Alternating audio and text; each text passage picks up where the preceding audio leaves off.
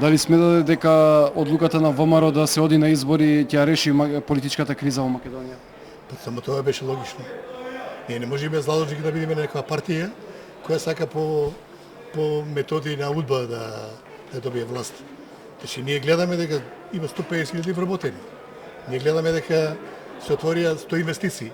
Ова година ние сме залозници на партија, да си еден човек кој не може да води земјоделска задруга, не држава. Што има Заев да кажува? Заев, си е Заев, ништо, никој.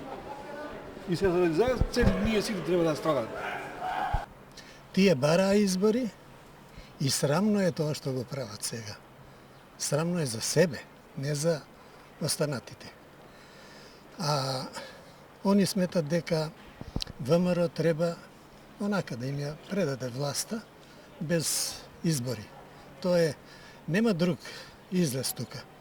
Народот знае да цени веќе кој што е, кој направил нешто, кој не направил.